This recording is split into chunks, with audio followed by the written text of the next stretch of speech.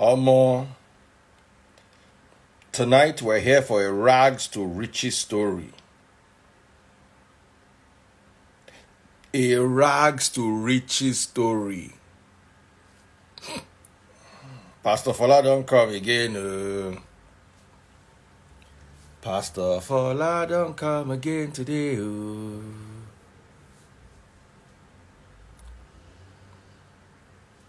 Make me sweat, make me water, make me lose my breath, make me South Africa.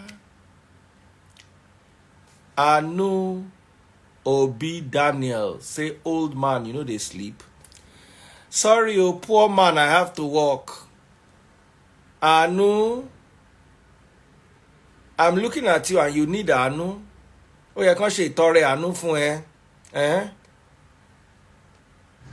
You should be the spokesperson for Nigeria's Talaka. Ele bi erikina. Kotori ran gan. Ori radarada ó dàbí ìgbẹ́ bélò. Bàbá ẹ̀ nílé old man kò ní dá fún gbogbo family ẹ̀. Já rapture dànù jàre ẹ̀ máa wo ló ṣì.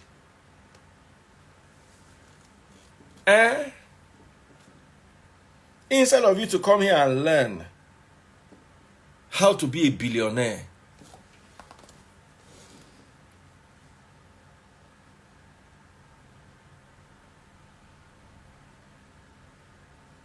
we are looking for you and we cannot find you among human beings. Oh.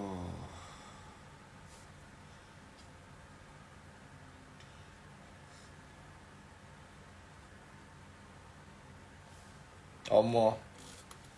Today we hustle hard. Donald Matthias say you too abusive, you too dense. If to say you get sense, you go know say person come my life call him papa old man. In fact, oh go fenu horror.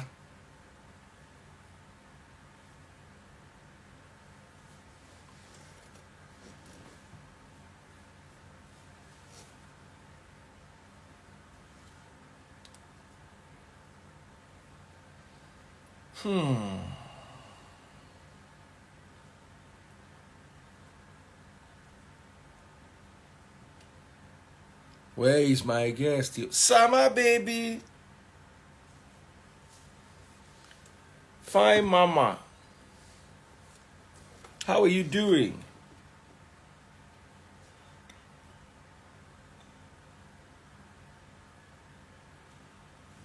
Hey.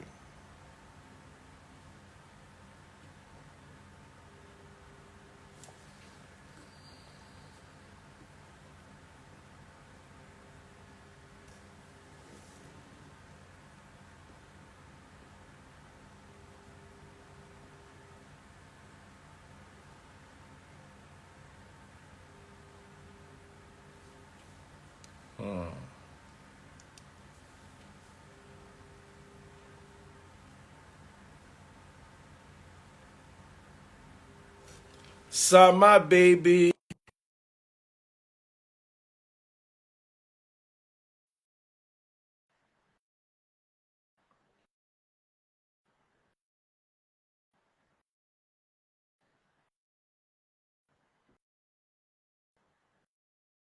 Consider match watching.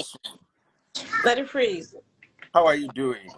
I'm doing okay. How are you? I'm fine. I'm waiting for my guest. So while I'm waiting for my guest, let me be talking to you.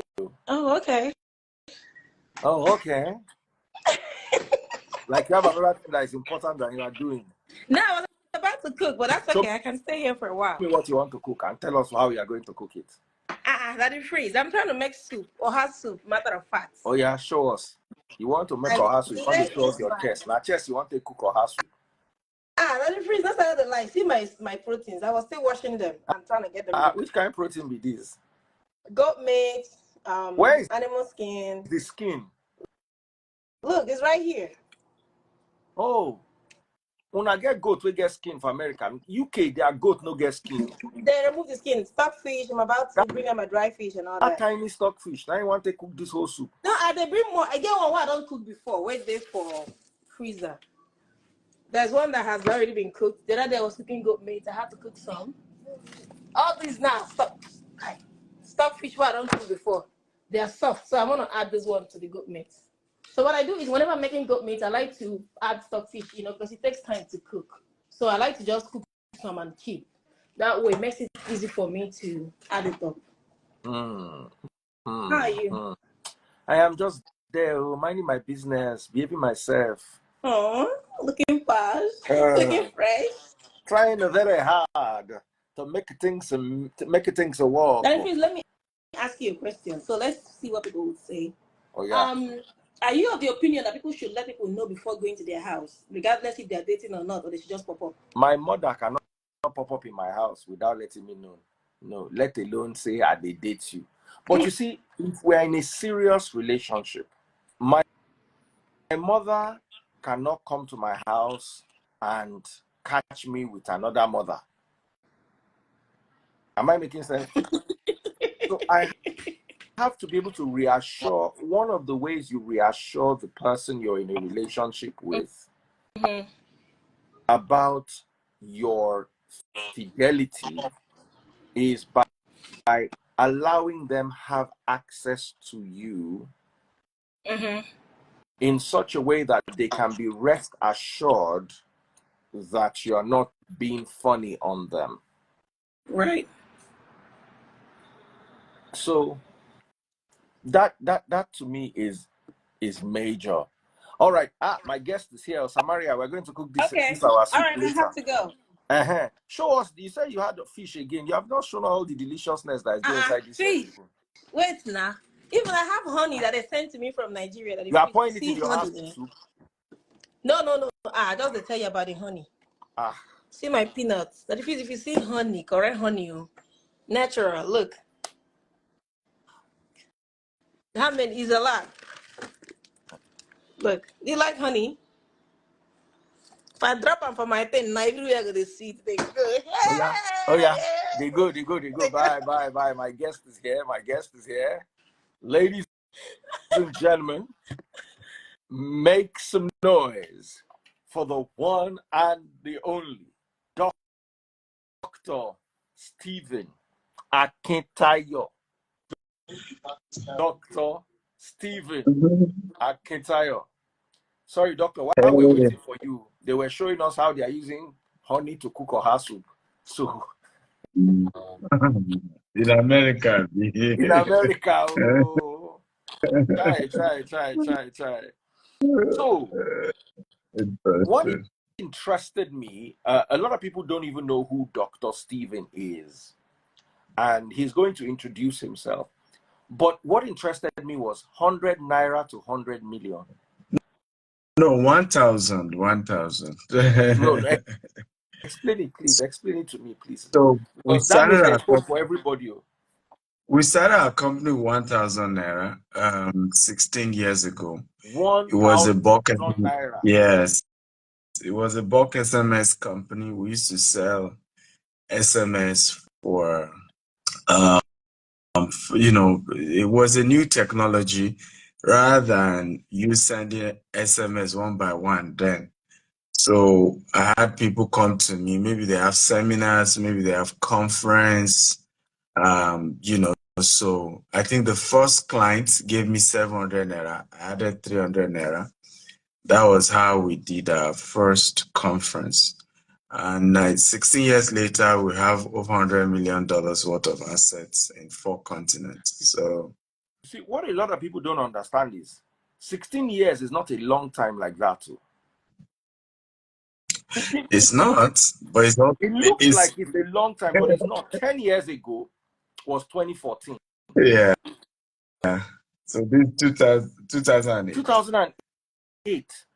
Yeah. By 2008, I had more than 1,000 naira. So if I'd invested my 1,000 naira well, I would probably also own all this real estate. Dr. Well, Stephen, why did I not know you since? Why am I just knowing you now? uh, but what I mean, it wasn't also easy, and with the advent of technology, this generation is not that patient. I mean, for people to be patient to do the same business for 16 years is difficult for a lot of people. Let me And I think ask, yes, go ahead. let me ask you, how Mm, did you go from such a low place to where mm, you are now? mm. How easy was the journey? Because a lot of people say motivational speakers, that's how motivational speakers say, with 3 grains of rice and 4 seeds of beans. I started my restaurant today. I have 15 restaurants in Banana Island. We hear that narrative all the time. How were you able to do it? So, very good question. It wasn't an easy one. If I wish I could tell people, I believed I did this. No, the reality was I had no choice. My mother was our breadwinner. My dad is still alive, but my mother was our breadwinner. And she was a civil servant. She used to work with NEPA, former PSA, NEPA, and all of that. And for me I kept trying many businesses. My mom would support, but her death was the end of the road for me practically because she died of ovarian cancer. It's still one of the biggest regrets of my life because we couldn't diagnose the issue on time. Her tummy kept swelling up. Before you know it, she was like a 9-month pregnant woman. And what hurt me the most was after she died, the entire bill, because she kept going to teaching hospital. She was a civil servant. She was going to teaching hospital for 6 months. They did not diagnose her. We took her so one day her boss, and that's why some people who work in our company know that I'm very soft when it comes to health issues. Though some have used it to cheat me anyway. When it comes to health issues, because one day she went, her tummy was so big and she was just somebody different. Her boss was close to tears, said, whatever it will take, we'll have to take her to a private hospital. In 4 days that they freeze, what teaching hospital couldn't diagnose in 6 months, they were able to diagnose her and realize it was ovarian cancer. And they did the surgery. Two days after the surgery, she died.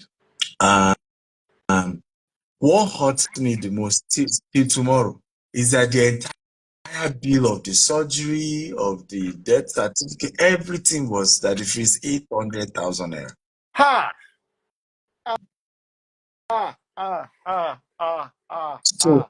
are I you should change the saying topic that? of this. Billionaire Dr. Steven says, we lost my mother because of what ordinary 800,000 Yeah. naira could solve. So it keeps hurting me till tomorrow. And that's why when people talk poverty, I'm like, look, because that was the game changer for me. Because at that point, I no longer, you can't tell me, there's no way you can explain poverty for me to make it make sense, right? You can't somebody so dear to you like that.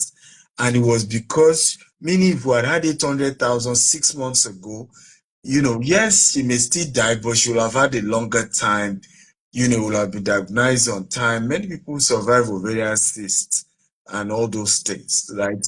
But we just didn't have money to take her. It was even a co-hospital in Mobalaji Bank and Tony that she eventually did the surgery and all of that. So 800,000 naira. So, and of course, by the time she died, she was the main breadwinner.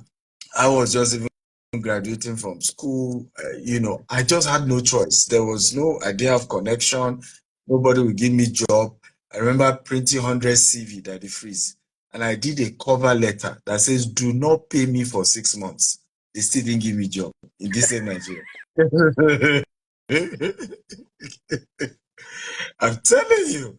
So when people look at me today, I just laugh that because young people always feel like, oh, you're lucky, you're lucky. I'm like, there's nothing you've gone through that I've not gone through. So for me, rising to the top was I had no choice because job I look for, I don't get. Momsi don't die. My best friend I was even staying with in Iyanopaja, that one called me one day and said, well, because it was his parents' house, that his mom said, my staying is challenging. They're also having challenges with finances. I said, give me some time. I'm staying here because it's closer to town. The only house my mother had is in Songwater. So coming from Songwater to Lagos to get, to apply for a job would be farther. He said, well, his mom said I should leave the house.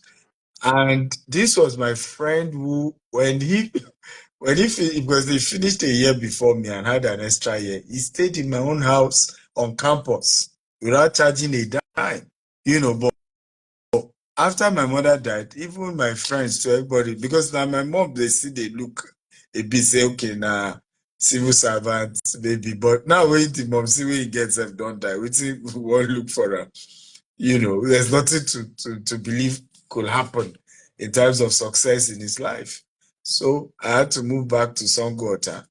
And I remember I would paste poster from Songwater to Keja Long, this side of the road, then cross and then start pasting from the other side of the road. One day I started that project 10 a.m. in the morning. I got back to Songo 12 a.m. the next day. As I was trying to come down from Moluwe, tears were rolling down my eyes. I wasn't trying to cry, by the way. I don't know whether it has ever happened to you before, where you were crying without trying Poverty, to. you know one cry, the tear they come by itself. Yeah, it was just kind of, you be graduate to see how they suffer. Like, how do you poster from 10 a.m. of one day, and then you didn't finish until 12:30 the next day? Now, I think what really led to the tears coming down was, as I was coming down from the Mulwe, it was pitch darkness in Songwater bus stop. Meanwhile, my house is not Songwater, it's still a baby. So it's still a long distance. There's nobody, there's no Okada, And you know how you just say, Abba. Life is not supposed to be this hard. Wow. Yeah. Wow. So what was your turnaround point when at least you now could eat, buy Tokumbo car, rent house? So I think to so for me there wasn't one major one, but the only major one I could say was 2015. That was when you could say there was a leap. So by 2015, of course it built up to that time. By 2015, I was like the household name trainer when it comes to using the internet to sell, be it bulk SMS, be it email marketing. Yes, I was very everywhere. Everybody wanted me to come and train. And I had picked on training as a major tool. I used to organize seminar, even Sheraton Hotel. People pay me and all of that. So I teach how to use email marketing to sell, how to use SMS, how to use blogging. I mean, we're very much into this world of social media long ago. Long before it became social media. Yeah. So 2015, I eventually became big. We did, I think, over 100 million.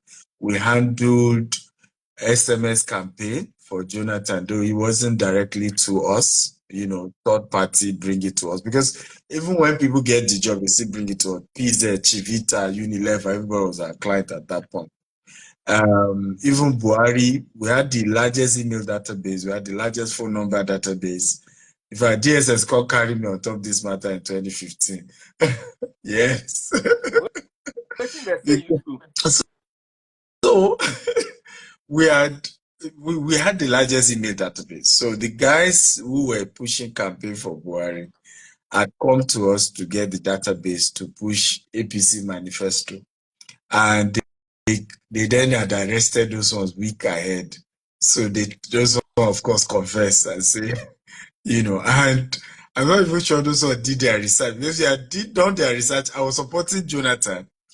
If I were still the one handling Jonathan SMS campaign, because I mean we're that big, everybody were sought after by every party, every company, So before they can't carry me. It was few weeks, I think 3 weeks to the election. Jonathan men were just cracking down on everybody. I was even doing training in my office when I saw these FT men with their guns. I was like, where's your warrant? One said, they asked warrant. Wozam! This guy, they asked for warrant. Order from the presidency, they asked for warrant. So before you know it, they whisked me away.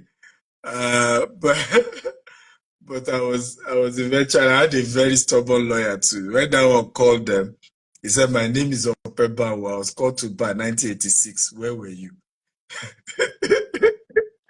The guy said, Oga, calm down, sir, calm down. I said, no. I want to even know if you are my mate. Before we even talk about what I do to my client. So the following day, they released me because obviously they realized I wasn't even against their client or anything. I was just doing my own business. So political intimidation, no be today start. Anyway, nothing concern me. I don't do anything. Dr. Stephen, I don't hear anything when you talk for the last 5 minutes. Because this one now, before they begin look for you, I did one show this weekend. The comedian crack joke, Hush Baby. He said, don't say anything bad about government. Oh. They say CODD are way better. They don't collect in land. Say, who we come be? So, ladies and gentlemen, you've got Dr. Stephen Akintayo here. He comes here, talks about his projects. Right now, he has gone from pasting billboards in Songwater to raising pasting posters in Songwater. Less than 20 years ago, to raising a capital of $150 million. You don't understand how much $150 million is. As it is more than your village. Some of you people, no. Some of you people, if they sell your village with all the rich people there, in fact, if they don't even sell, they carry all of everybody in your village, use them to do ritual. When I know see $10 million, let alone $150 million. So, do not despise small beginnings. Yeah. Right now, Dr. Stephen Akintayo is taking over the United States of America. Katie, Texas is going to see the influx of Nigerians doing Nigeria. Dr. Stephen, tell us about this brilliant project. Beautiful. So we are working on over 400 housing unit in Katy. It's on a 40-acre property, and we're going to be, hopefully, when we're done with the project, to be the largest green and smart home in America. And we believe that in itself will add value to the valuation when it comes to capital appreciation, right? Because you are building new houses, you're also making it green, you are using solar, we're doing an artificial lake, we're putting a golf range. So residents, we have that unique gated estate community that is smart and that is green at the same time. For us, we are hoping that this also will earn us respect. I've always argued that the phrase that, let me share this story with you. When we moved to Dubai, I know it's your friend anyway. When I started, I lived in Burj Khalifa. I had a driver who drive me in Rolls Royce. Anytime I post, the first thing they used to call me was hush puppy, hush puppy, hush puppy. Yes. And I felt, it's the challenge we've often faced when we move to different countries. because many of us move as professionals, doctors, lawyers. We don't often move as entrepreneurs. When you look at how the Indians do it, when you look at how other communities do it, yes, there are professionals among them, but there are still some of them, they partner together and take over the industry. Look at the Jews, for example. See how they canceled Kanye West, right? And it's because of, and that's how they respect nations. Unfortunately, Africans still don't understand this yet. That the only way they will respect us in any country is how much assets do we own? How much businesses did our entrepreneurs create? How will their industry collapse without us? Right? The reason why they still respect us with medicine, right, and nursing, or even, but they didn't even give us the accolade anyway. UK and US will have been dead if not for Nigerian nurses and doctors during COVID, 100%. right? The lady that During, was cooking Samaria yeah, just before you came, she's a yeah, nurse in the US. exactly. They will have all been dead. But guess what? Part of the problem that the freeze, we still don't own the hospitals. We still couldn't come together and build a massive hospital among all our doctors and nurses in America, among all our doctors and nurses in the UK. So these are the things that, because I tell people this is a legacy project. It's a project that will inspire others to start taking daring risk. When we even now do things is to build, and there's nothing wrong, I'm guilty as well, is to now build a $5 million house, and then the thing is the biggest. But to say we have built a business that will make people to say, okay, these Nigerians are the owners of this massive empire, right? They are the owners of this. We will divide ourselves, we will fight ourselves, we will drag ourselves on social media until none of us is able to make it. And I pray that this not just become a success, but becomes the catalyst to pushing more Nigerians to say, let's come together. Not just Nigerians, people of color, because they will not respect us until we start making giant moves and projects like this. So for us, we believe that once we're done with this project, there's still more we're doing. We currently even have a 20-unit 3-bedroom townhouse we're selling in Valdosta, the state of Georgia. We have over 100 units we're selling in Alabama.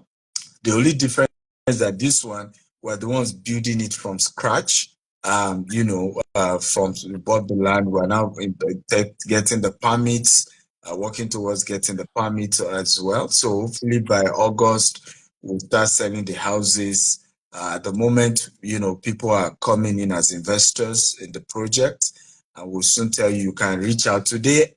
I just want us to use it to inspire people. So those who want to invest in one way or the other can just talk to Temi. You will give Temi's number. We have done a webinar videos about how you can be part of it. Just go watch the webinar video and you can go ahead and be part of it. But we want to use this conversation today to inspire a lot of people, encourage them to build wealth, and we need to come together. Lastly, I want to say also is we must dare to take risks that the freeze.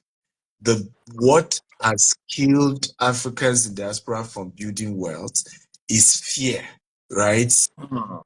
Now, in the course of my 16 years of doing business, I've made losses. I just mentioned how DSS came for me. I've tried many businesses that didn't work. In fact, my entire journey of being an entrepreneur, spanning over 20 years, I've done almost 20 businesses that didn't work. I sold popcorn, I packed it up. I used to hawk electronics in Ijebu, hot sun, with my bags. That one packed up. I used to organize trade fair. I used to sell books. There's all manner of business I've done. But why I'm here is because I didn't give up. I kept trying. And unfortunately, that the freeze, and I share this in my book, The Billionaire Habits, one of the reasons why we continue to be poor is what I call unsolicited advice from people who don't have results. Right? you will want to make an investment decision, and people who don't have results will be telling you, be careful, and you're listening to them.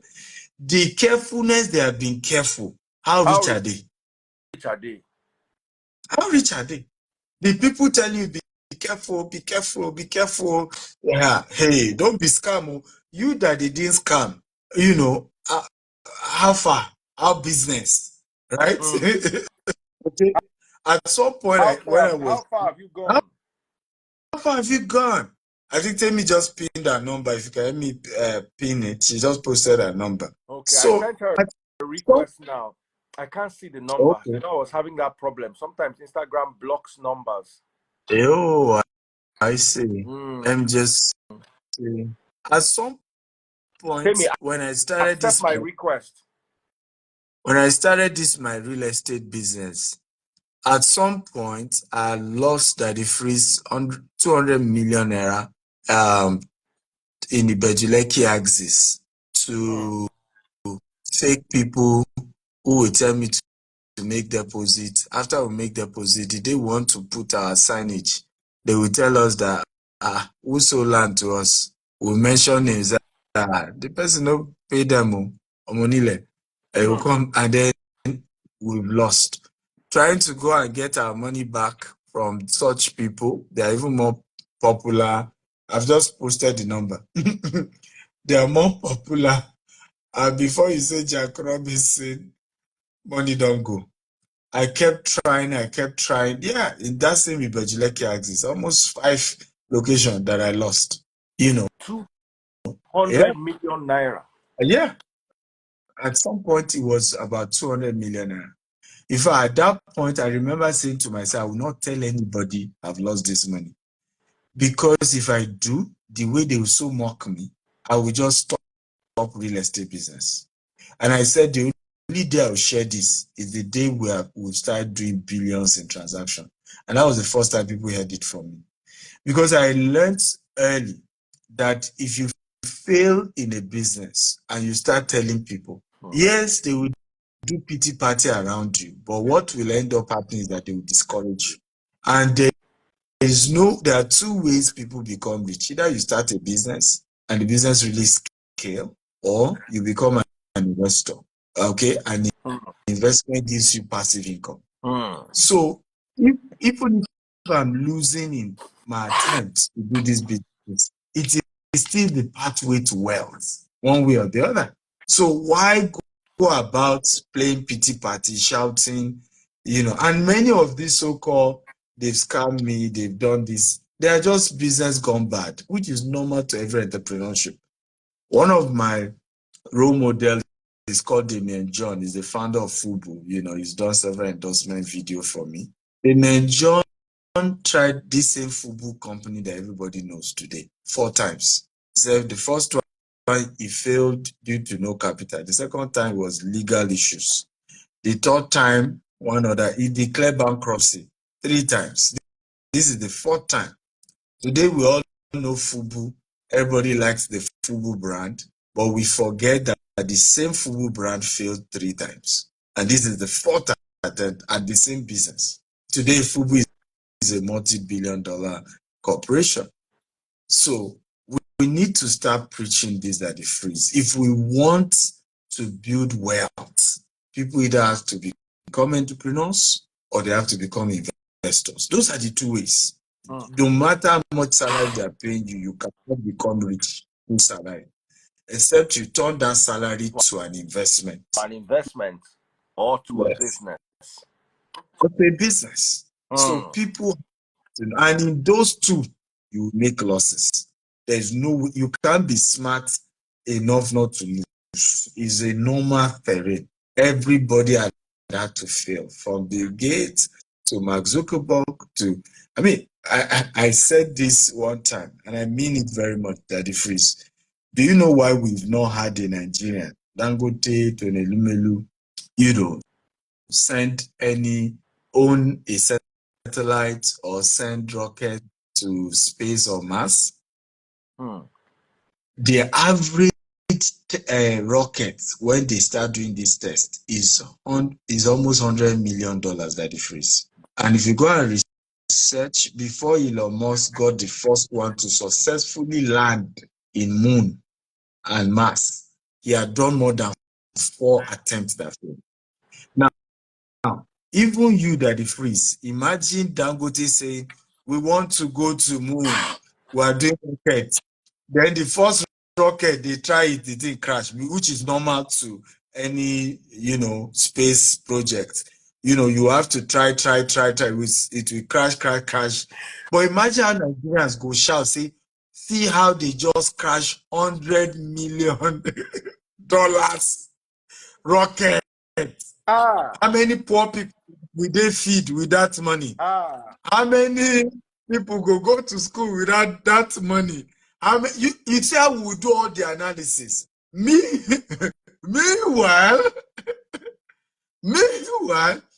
is the same satellite that is helping poor farmers in the villages. The same Starlink satellite, right? It's in orbit now. Yeah, exactly.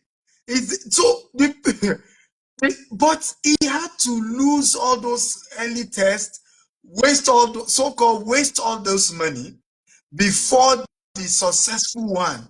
And guess what? Poor people are still part of those enjoying from the same. If you are looking at what people will say, you can never do anything successful in this life because people will talk. You can never. Because people will always tell you, Somebody said this man has really tasted poverty before. Yeah, and that's why I hate poverty with all my I don't even want my enemies to be poor. My argument is that the reason why somebody has time to even hate me is because of poverty. For example, it's difficult that it frees for me to have time now go and be fighting someone. Yes, have you finished raising 150 million? By the way, how is that going? That's great. Funny enough, again, what we talked about, integrity and consistency, right? It's been doing very well. I'm shocked at the response. It's been fantastic. We're having a webinar even this evening. I'll be on TVC this morning. Then this evening, we're having a webinar with developers because we want to sell some portion of the land to developers who are from Africa, right? Because like I said, this is a legacy project. It's not just, we don't need the entire 40 acres. So we're looking at 10 acres being sold to African developers who also can build some things, and it can help their bottom line. It can help their own, because a lot of African developers have not done anything yet in the US or in the UK. So this is an opportunity for them to key in. Who will do all the permits, who will do all the approval for them, so they are just to build, and it helps their own portfolio as well. But it's going fine. It's going fine. So, by the way, those of you who want to invest in the Katie project, we have a debt syndication. You can be part of it. So just send a WhatsApp message to Tammy on +1 34 6 575 4852. So for those maybe watching on TikTok or YouTube, again the number is +1 346 575 4852. Okay, so you can send that message. How come it's not easy for us to bring Tammy? Tammy, what's going on? Can you send, maybe Tammy should exit and then join again, and then she can send a request, and I'm sure it will be easy. No, she said that she can't join at this time. Oh, like she was okay, in maybe training. Yes. Maybe she's Tammy. Maybe she's in a training or a meeting, because it's probably 6 5 to 6 in Houston. They are 7 hours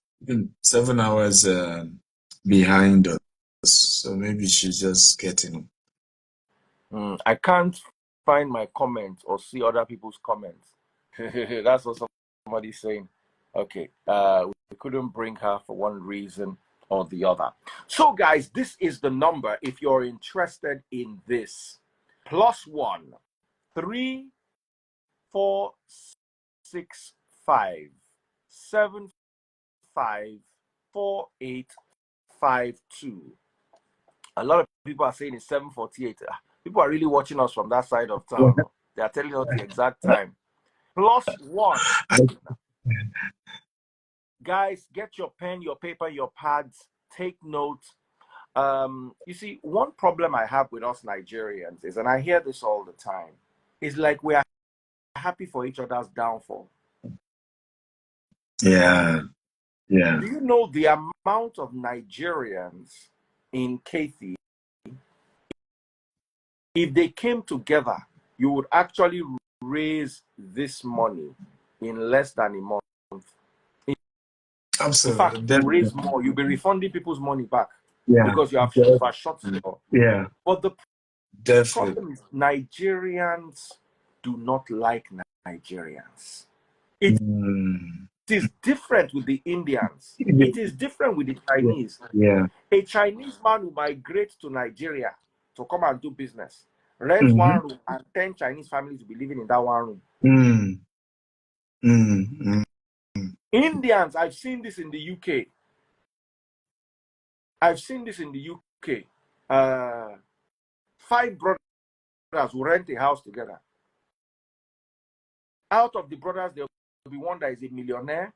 There will be one that is upcoming. They are all working. Then there is one that is working in McDonald's. Yeah. Then they will all buy a car together. And they will all share the car. That's why you see an Indian boy working in McDonald's who one day pull up in a Ferrari. Now in turn to use car that day. So they all chip in together as he's working at that McDonald's. That is maybe because in that house they're living, they'll give him target. He must pay rent, he must pay bill. At night, he's coding. But during the day, just to be able to raise money to pay water bill, light bill, phone bill, or whatever bill they gave him, he's going to be working in McDonald's. He'll do a shift in McDonald's. And every once in a while, once a month, once in 2 months, he's just going to show up at that McDonald's for his shift in a Ferrari. Nigeria will be like that. No. Until we oppress one another, we are not happy.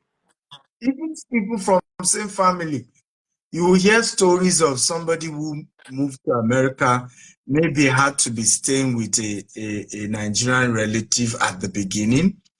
But before you know it, he makes it. He doesn't even want to talk to the same relative that used to host him. Right? And what I notice about the Indians, the Jewish people, that the freeze, it's not as if they don't have issues. Even this scam that Nigerians are talking about, they scam each other. Pakistanis scam each other. Indians scam each other. Even Jews have issues. But you see, the issue is that they are more conscious of the collective, perception of their race. Nigerians don't care about the collective perception. So we are the ones, again, for me, I was saying this. Do you know the, what's his name? Hush Puppy's case? Because I live in Dubai. Do you know there are many Russian cartels that stole more and were arrested? Italian cartels that were arrested. The only reason Hush Puppy story got viral, it's we Nigerians. We were the ones that made the story go viral by ourselves. All right? And I don't know whether there's something that gives us joy in the thing, where we just derive joy in carrying each other's story negatively, making it trend. I remember they said they are banning Nigerians in Dubai. What happened? Some Nigerians started fighting each other in Dubai with cutlass. Confra, they carry our local confra go Dubai. And you know what was worse about the whole thing? Another Nigerian recorded. We all know in Dubai, if you see bad news, you must not record. Dubai, they guide. It's not as if like, Dubai has its challenges, but Dubai censors what goes out to the public. So those kind of issues, there are some other, I won't mention their name, tribe that have worse issues.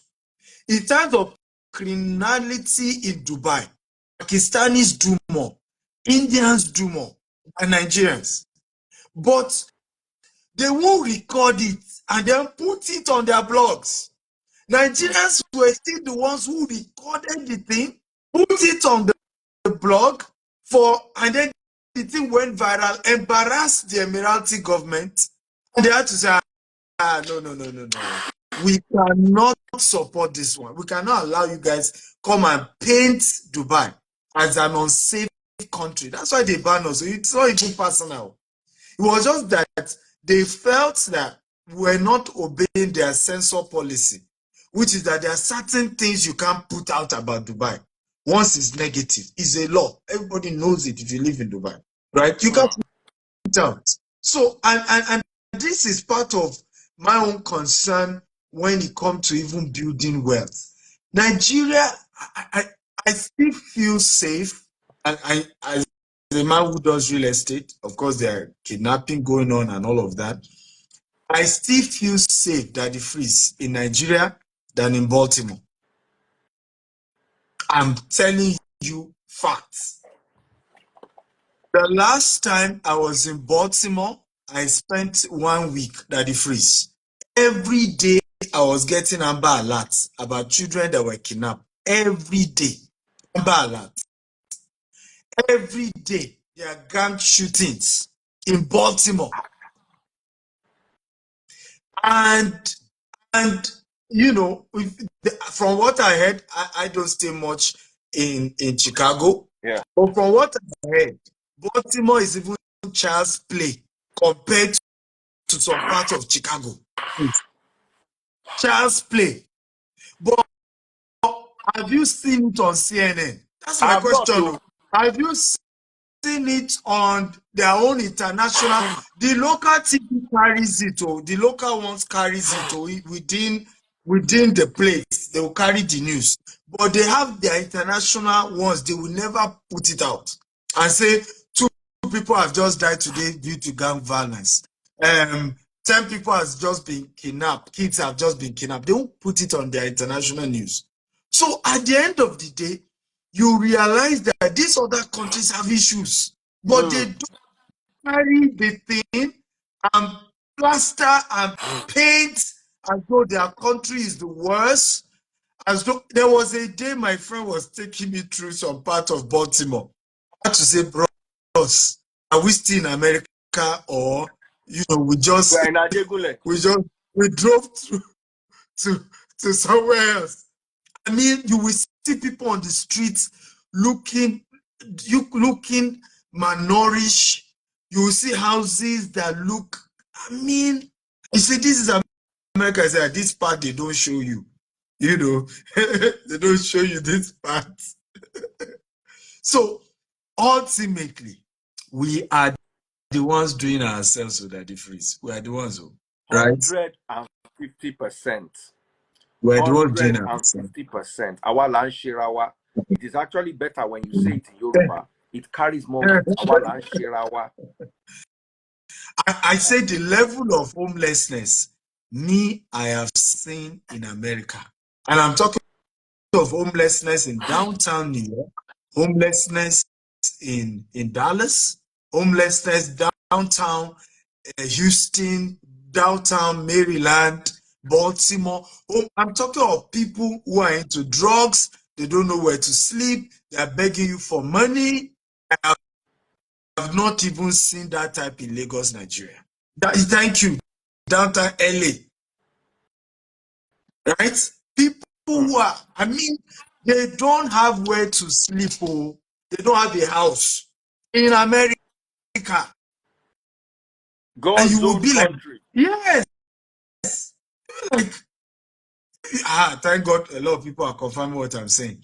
So I'm telling you, homeless. No place to go. Nigeria is still a place that you will still have one uncle, no matter how wicked you are. You will see how one couple, sha, where you go just knock their door. Emma Binu, Ejo.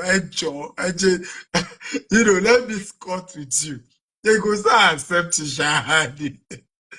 Right? They will still take you. You still have where to sleep. So we need to I keep saying it, and I think our politicians are not smart, honestly. They are not smart. Somebody said something, I don't know whether it's Ren or mockery, that the day he knew Buhari's government is useless was when Mark Zuckerberg visited Nigeria and was jogging on the street of Lagos without bodyguard, and Nigeria could not create PR around it. Do you know that the freeze, even in America, Mark Zuckerberg will not do that? The Senate were intervening one day. They even say, may he mention the hotel where they stay. You know if he mention. For America, he said for your own safety. The same guy was jogging in Lekki Link Bridge. Right? And we could not create a PR campaign that this is, as at that time, maybe was seventh richest man. That is our old leaders, do they know who Mark Zuckerberg is? Not when he left Nigeria, they say, owner of Facebook just come out Nigeria, they come begin this finance, they go bring and come back. But that's a big PR campaign that you could create a whole PR campaign and say, see how safe Nigeria is. Nigeria is so safe. Mark Zuckerberg was jogging on the street and nothing happened to him. Because this world is all about perception, right? One of the major things I've seen about Nigerians, and all this, they scam me, Nigerians, and I repeat it, are one of the most honest people I've met. I will share this story. When my bulk SMS business started growing, I used to do bulk SMS through a Nigerian company.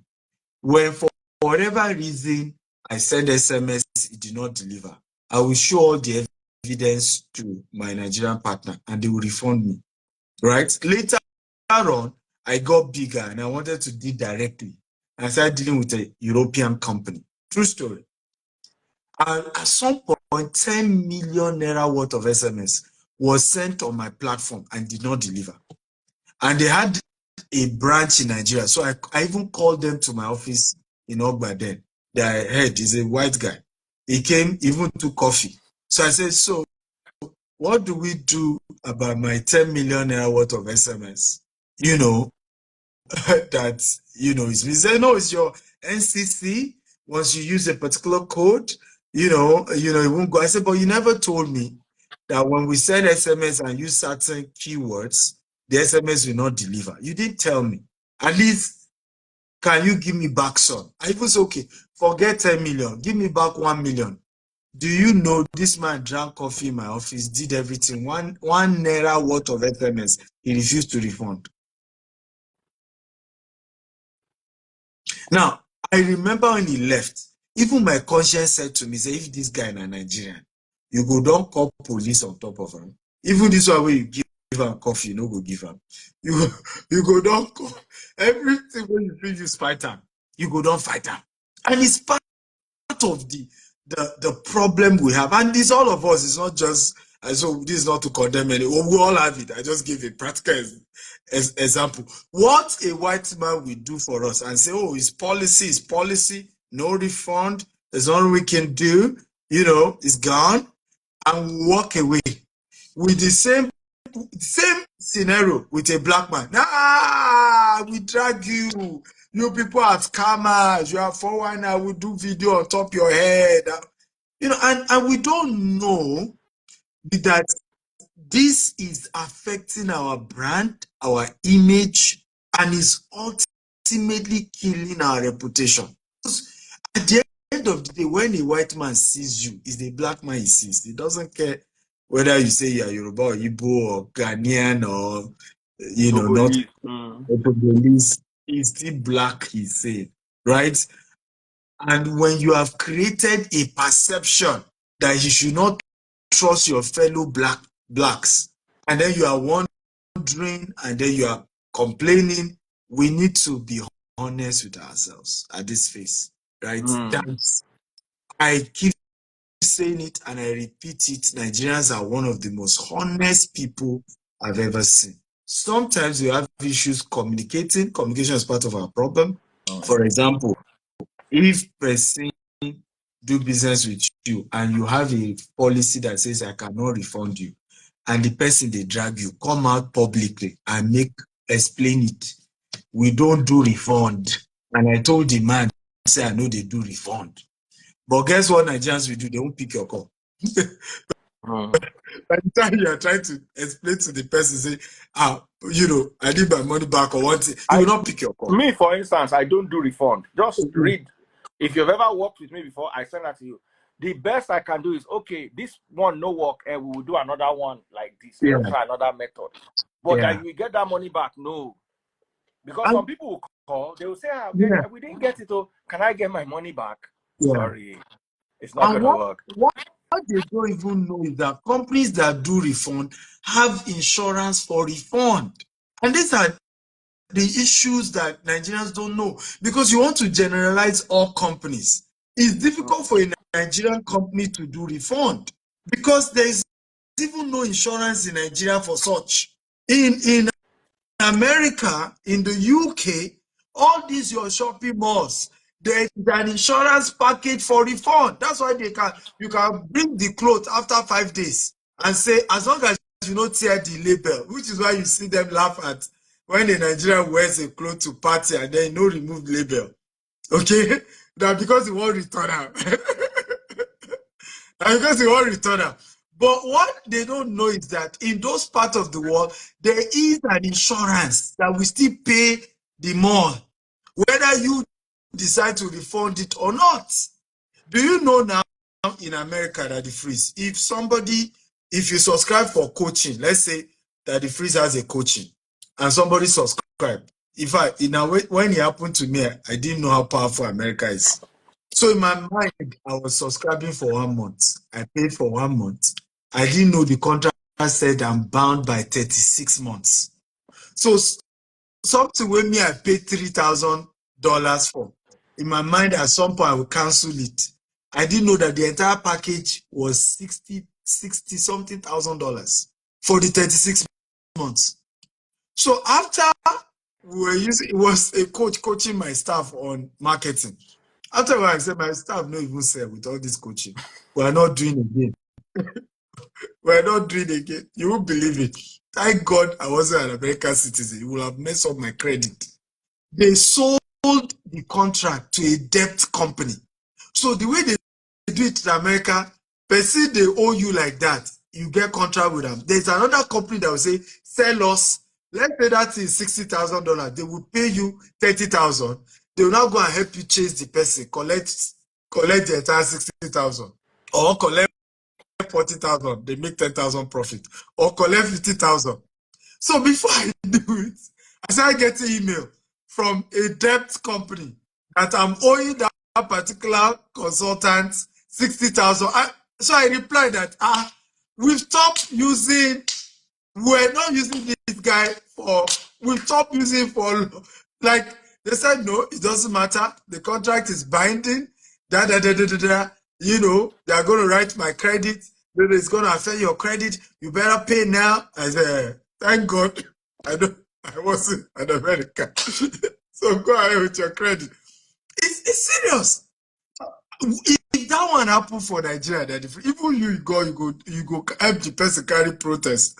Say, how do you ask person to pay something that you stop using? But you said because school, if you pay tuition this year and next year you don't go again, you don't have to pay another tuition. Yes, even in Nigeria, but you can't do that in some parts of the world. You can't do that. They'll tell you the contract said, so debt collector will start chasing you and it will affect your credit. So because you are scared of it affecting your credit, you shall beg